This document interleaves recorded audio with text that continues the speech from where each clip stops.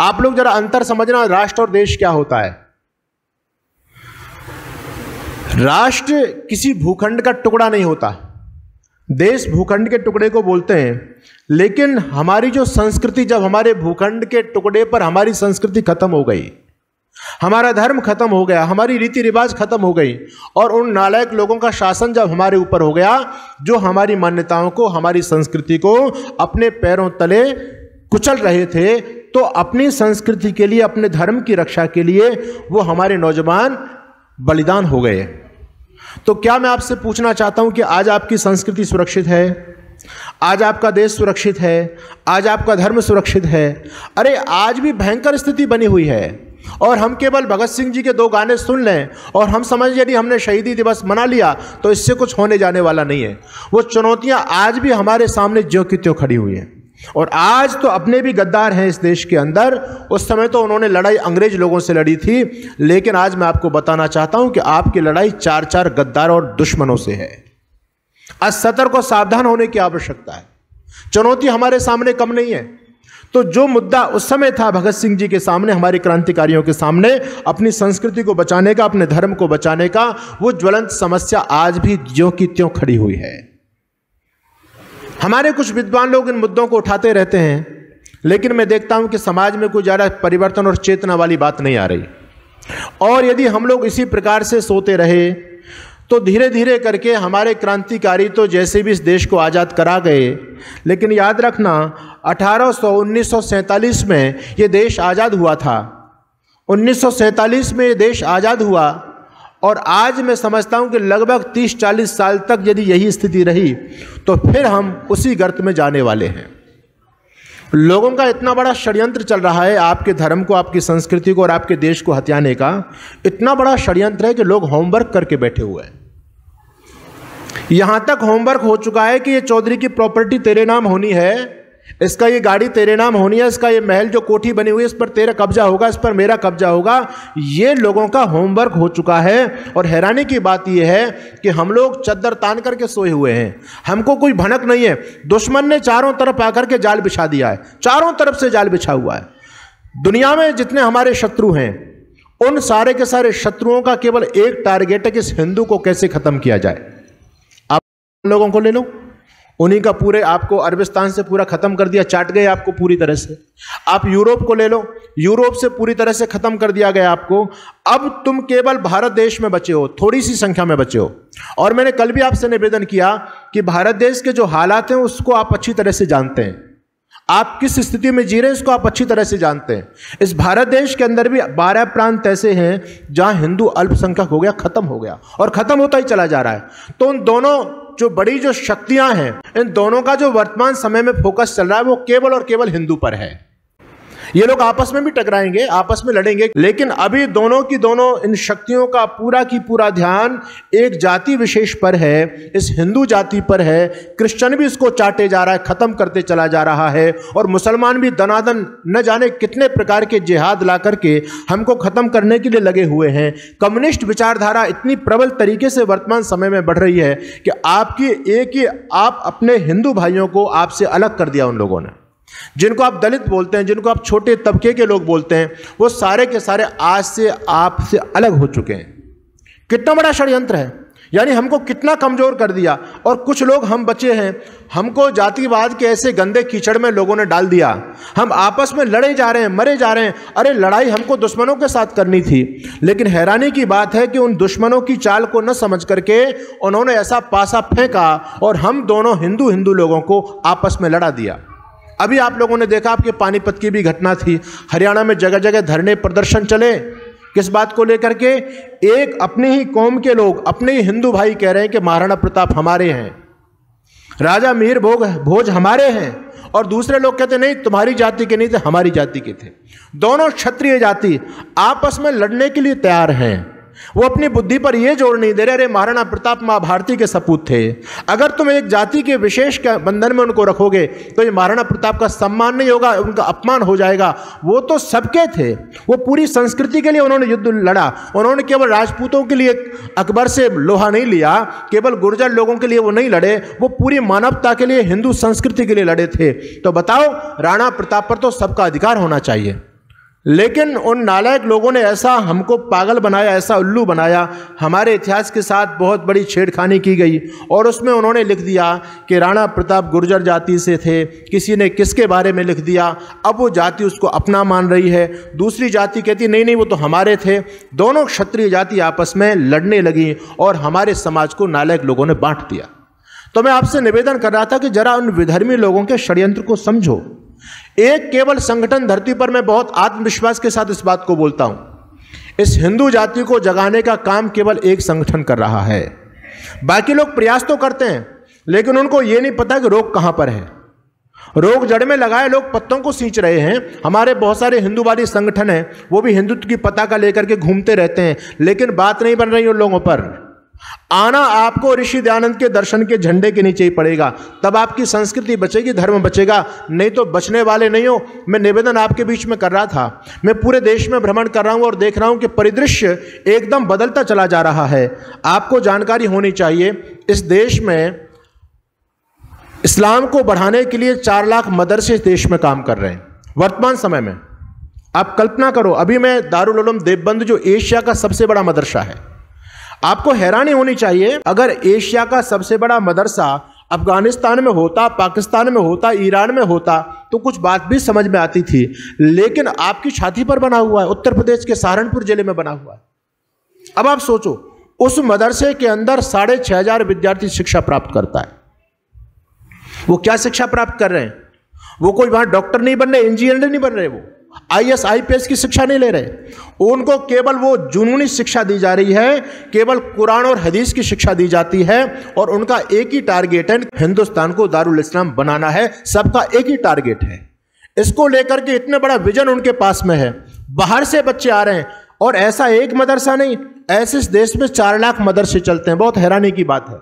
अच्छा चिंतन करो, जहां से आपके संस्कृति के प्रचारक, आपके धर्म रक्षक तैयार होते थे, वो पवित्र गुरुकुल हुआ करते थे।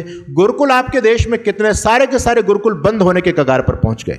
जितने भी गुरुकुल चल रहे हैं, सारे गुरुकुलों के बच्चों को आप मिला लीजिए, उनके एक मदरसे में जितने बच्चे हैं, आपके सारे के सारे गुरुकुलों में इतने बच्चे नहीं मिलेंगे। तो जहां से हमारी संस्कृति का पौधा पनपता है, वो तो शिक्षण संस्थान खत्म हो गए और उन नालायक लोगों के शिक्षण संस्थान बढ़ते चले जा रहे हैं। आपको हैरानी होनी चाहिए, अभी एशिया का सबसे बड़ा चर्च बन रहा है आपके देश में। जालंधर जिले के अंदर पंजाब में एशिया का सबसे बड़ा चर्च बन रहा है, यानी एशिया का सबसे बड़ा इस्लाम का सेंटर आपके देश में है। एशिया का सबसे बड़ा क्रिश्चियनिटी का सेंटर आपके देश में बनने जा रहा है। तो आप सोचो कि आप बचोगे कैसे? यानी उन लोगों ने आपकी छाती पर आकर के अपने झंडे गाड़ दिए पूरी तरह से। और आप जाओ आदिवासी क्षेत्रों के अंदर, मध्य प्रदेश में मैं चर्चा किया करता हूं, 3 महीने में 1 लाख लोगों को कन्वर्ट करके चाट गए पूरी तरह से। आप यदि ये समझते हैं कि हम यहाँ सुरक्षित बैठे हैं तो आपकी ये भूल है। केवल कुछ दिनों का लोगों को इंतजार है, कुछ दिनों का इंतजार। और लोग तो चैलेंज कर रहे थे उत्तर प्रदेश के अंदर, मैं किसी पार्टी का एजेंट नहीं हूं, लोगों की पूरी जो है ना पूरी तैयारी थी और कह रहे थे अब की बार हम देख लेंगे।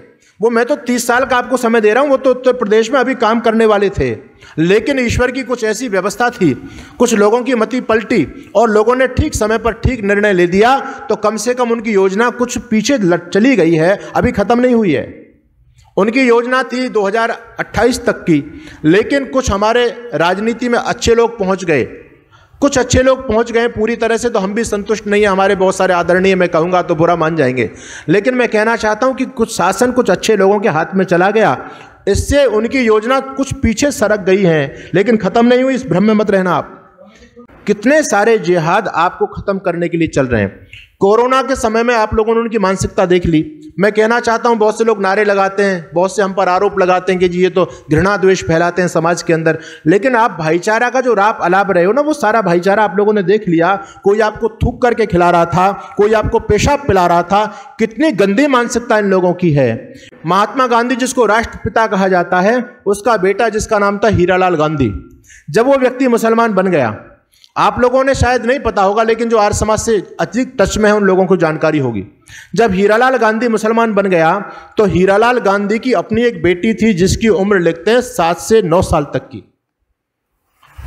आप सोच सकते हैं उस बेटी की कितनी उम्र होगी, बच्ची है अभी, लेकिन मैं इनकी मानसिकता आपको बताना चाहता हूं। जब अब्दुल्ला बन गया हीरालाल गांधी, तो वो जो मौलवी उसके घर में आता है वो कहता है कि हीरालाल, या तो अपनी बेटी को तू मुसलमान बना ले, अगर ये मुसलमान नहीं बनती है तो ये तेरे लिए गनीमत का माल है, ये तेरी बेटी नहीं रही, तेरे तो ताल्लुकात इससे ख़त्म हो गए, अगर तू इसका इलाज नहीं कर पाता है तो हम इसका इलाज करेंगे।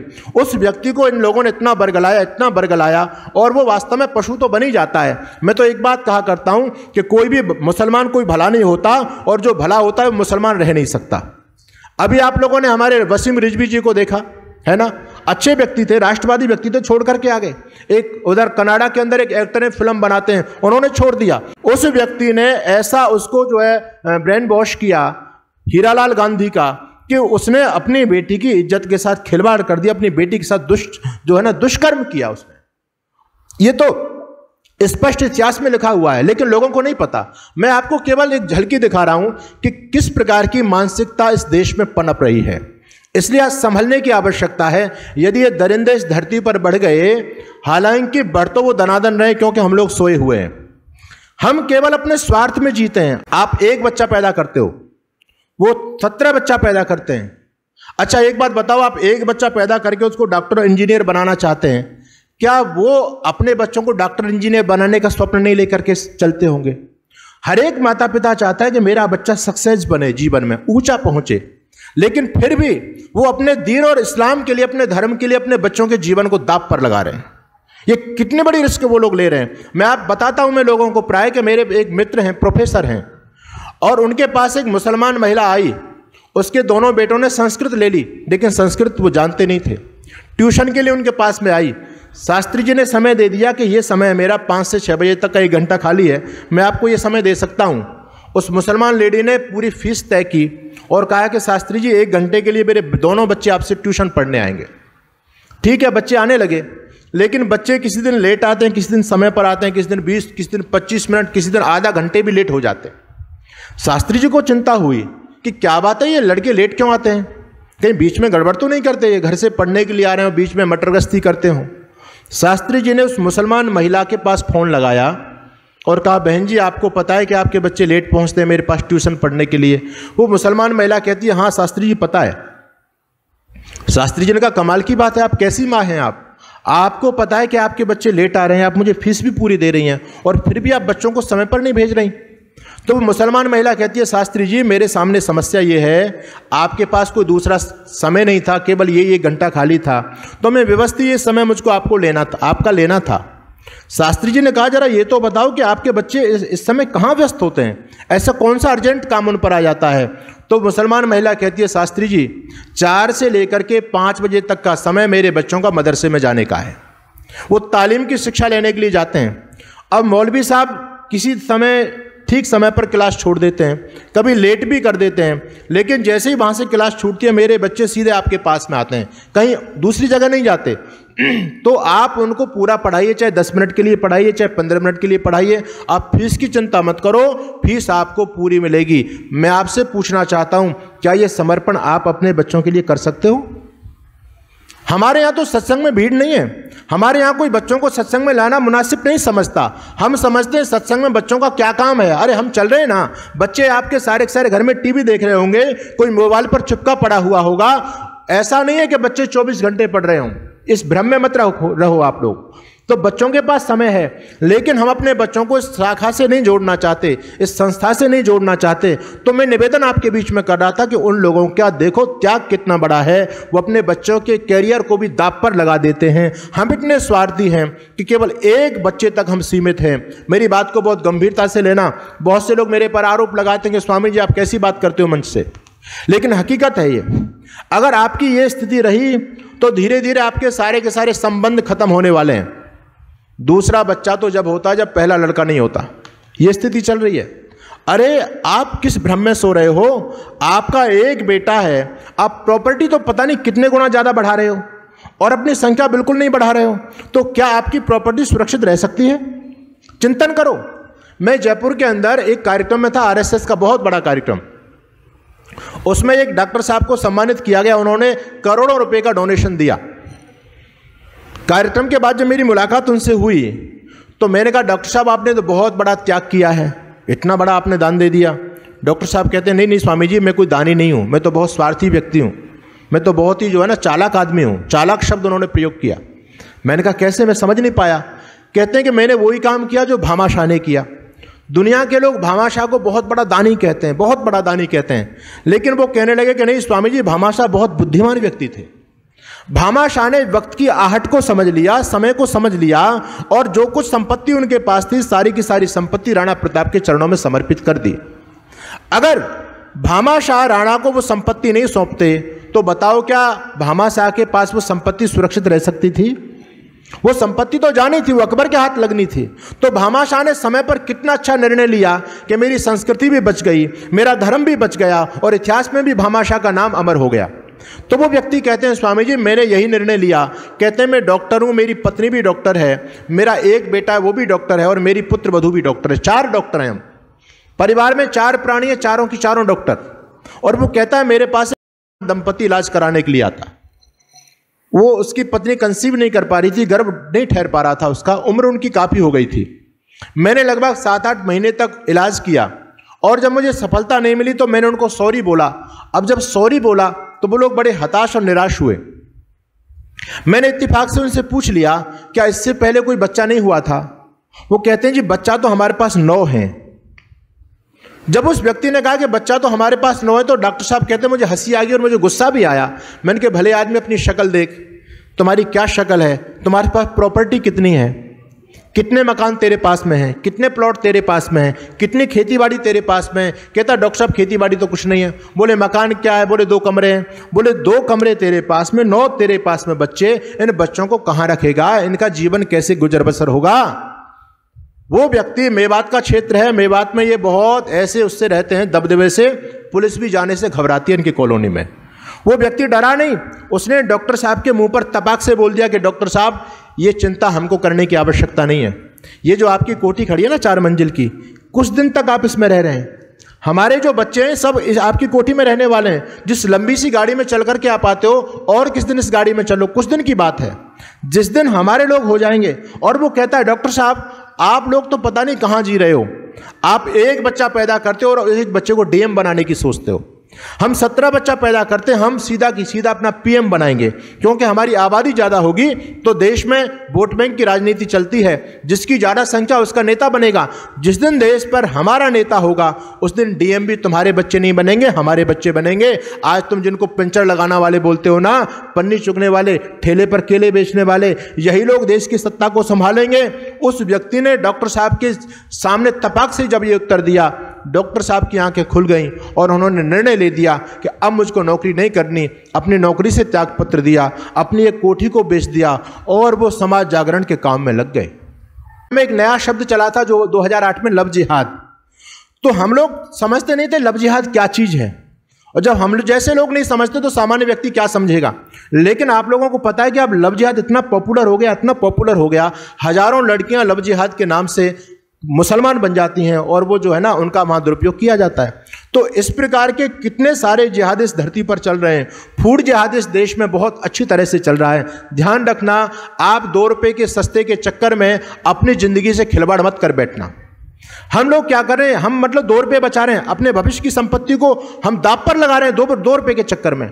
हम उन लोगों के पास में जाते हैं क्योंकि वो थोड़ी सी चीज़ सस्ती दे देते हैं, लेकिन उनका टारगेट देखो, उनकी दृष्टि देखो कि वो लोग क्या सोच करके चल रहे हैं। एक फूड जिहाद चला है। फूड जिहाद का मतलब ये हो गया, आजकल वो आपकी कमजोरी को पकड़ गए कि हिंदू समाज में एक गलत परंपरा चल पड़ी। याद रखना मेरे शब्दों को, कोई बुरा मत मानना मेरी बात का। हिंदू समाज में एक बहुत गलत परंपरा चल गई, हमारी ये बहनें भी नौकरी करने लग गई। ये तो घर की स्वामिनी होती थी, लक्ष्मी होती थी, नौकरी करने का क्या मतलब इनका। इन पर तो बहुत बड़ी जिम्मेदारी हमारी परंपरा ऋषि लोगों ने इनको दी, संतान के निर्माण की। संतान के निर्माण से इन पर फुर्सत नहीं मिलती, घर के कार्यों से फुर्सत नहीं मिलती। लेकिन हैरानी की बात है ये भी नौकरी करने लग गई। तो जब पत्नी भी नौकरी करती है, पति भी नौकरी करता है, तो फिर खाना कौन बनाएगा? बड़ी समस्या। रात को दोनों थके हारे आएंगे तो भोजन कहाँ से लाएं? तो हम लोग क्या करते हैं, फिर कोई सस्ता सा होटल खोजते हैं, और जितने भी सस्ते होटल मिलेंगे सब इन्हीं लोगों के मिलेंगे। आपका आजकल वो चल रहा है, वो इन्हीं लोगों का तो है। वो आपके हर फूड को घर तक सप्लाई करता है। केवल आपको कॉल करने की आवश्यकता है, आपको इडली चाहिए, डोसा चाहिए, भोजन चाहिए, तत्काल आपके घर पर आ जाएगा, वो लोग देने के लिए आ जाएंगे। लेकिन टारगेट को समझना, वो सेवा भाव नहीं कर रहे, इसके पीछे बहुत बड़ा उनका जिहाद लगा हुआ है। और जिहाद ये चल रहा है, वो लोग कह रहे हैं कि हम सामने से इनको मारेंगे तो बहुत बड़ी समस्या हो जाएगी, ऐसे काफिरों को कब तक काटते रहेंगे, इनकी आबादी कम करनी है, इसलिए क्या करो, ऐसा कुछ प्लानिंग करो कि हिंदुओं की आबादी बढ़े ही नहीं, इन पर बच्चे ही पैदा ना हो। ये टारगेट चल रहा है लोगों का। और जब उनको पता चलता है कि किसी शर्मा जी के घर से फोन आया है, 3 टिफिन खाना मंगाया है, तो या तो उनका होटल उन लोगों का मिलेगा, या भोजन बनाने वाले उस चैन में कोई ना कोई शांति दूत मिल जाएगा आपको, या फिर पैकिंग करने वालों में मिल जाएगा, या पैकिंग करने वाला भी नहीं होगा तो घर तक पहुंचाने वाले, इस पूरी श्रृंखला में कोई ना कोई जरूर मिलेगा ही आपको। उनको जैसे पता चलता है कि शर्मा जी के घर 3 टिफिन खाना पहुंचाना है, तो वो खाना पैकिंग करते समय या रास्ते में लाते समय उसमें दवा डाल देते हैं, और शर्मा जी आराम से उस भोजन को करते हैं। अगर निरंतर उस भोजन को करते रहे तो फिर शर्मा जी पे कभी बच्चे पैदा नहीं हो सकते। अब शर्मा जी का तो ठीक है, जो एक बच्चा पैदा करना था उन्होंने तो कर लिया, लेकिन शर्मा जी का जो छोटा सा बच्चा इस खाने को खा रहा है, वो बच्चा कभी भी संतान पैदा करने में सक्षम नहीं हो सकता। इतना बड़ा षड्यंत्र चल रहा है, किस प्रकार से आपको खत्म करने की योजना विधर्मी लोगों की चल रही है। आप लोगों ने पढ़ा होगा अखबारों में, श्रीलंका के अंदर मेडिकल जिहाद चला और लोगों को पता नहीं था। इन शांति दूतों ने, जो महिलाएं अपना इलाज कराने के लिए जाती थीं, तो उनको बिना बताए चुपचाप ऑपरेशन के जरिए उनकी बच्चेदानी गायब कर दी। और वो 5 लाख महिलाओं की बच्चेदानी जब श्रीलंका में गायब हुई तो बहुत बड़ा बवंडर वहां पर हुआ। इनकी पोल खुल गई कि किस किस प्रकार से जिहाद धरती पर चलाए जा रहे हैं, अपने इस्लाम को बढ़ाने के लिए और दूसरे लोगों की संख्या को कम करने के लिए। आज वर्तमान का आप अनुपात देखेंगे, मुझे बताओ सबसे ज्यादा बच्चा किन के पैदा हो रहे हैं? आपके पैदा हो रहे हैं, उन लोगों के पैदा हो रहे हैं, उनके हो रहे हैं। तो आप अपने भविष्य को सोच रहे हो? आने वाले समय में ना तो पुलिस में आपके बच्चे पहुंच पाएंगे, ना फौज में पहुंच पाएंगे, क्योंकि आपके पास एक बच्चा और हर एक माता पिता उस एक बच्चे को अपने पास रखना चाहता है। तो ना तो आपकी देश की सीमा सुरक्षित रहेंगी, ना आपकी फौज में कोई जो है ना देश की सीमा के लिए कोई बलिदान देने वाला होगा। इनका इतिहास तो सारा गद्दारी से भरा पड़ा है। और मैं आपको जागरूक करना चाहता हूं, सोचिए कितना बड़ा इनका टारगेट चल रहा है, षड्यंत्र चल रहा है कि हर जगह ये लोग पहुंच चुके हैं, हर जगह पहुंच चुके हैं। तो और आप लोग एक बच्चे पर सीमित हो, आपके गुरुकुल खत्म हो गए। अच्छा मुझे एक बात बताओ, एक बच्चा है, कोई गुरुकुल में नहीं पढ़ाना चाहता, कोई संस्कृत का विद्वान नहीं बनाना चाहता। अरे तुम्हारी संस्कृत भाषा कैसे बचेगी, तुम्हारी संस्कृति कैसे बचेगी? जब संस्कृत के विद्वान नहीं रहेंगे तो वेदों को कौन पढ़ेगा, तुम्हारे शास्त्रों को कौन पढ़ेगा? तो अगर ये सब चलता रहा तो ये तो पक्का है कि तुम्हारा तो भविष्य पूरा अंधकार में है ही। इसलिए आर्य समाज आपको जागरूक करता है, ये चिंतन आपको आर्य समाज से मिलेगा। और ये वेदना आप ऋषि दयानंद की समझो। आज बहुत सारे संगठन के लोग इस मुहिम में लगे हुए हैं, लेकिन मैंने कल भी आपके बीच में चर्चा की थी, जिसको भी प्रेरणा मिली है, सारे के सारे प्रेरणा के स्रोत में ऋषि दयानंद और आर्य समाज का साहित्य है। आज जो कोई इस्लाम को लेकर के बोलता है, क्रिश्चियनिटी को लेकर के बोलता है, सबसे पहले ऋषि दयानंद ने कलम चलाई थी, इनकी पोल खोली थी और आपको जगाया था, जाग जाइए, जाग जाइए। अगर सोते रहे तो मामला बहुत ज्यादा गड़बड़ हो जाएगा।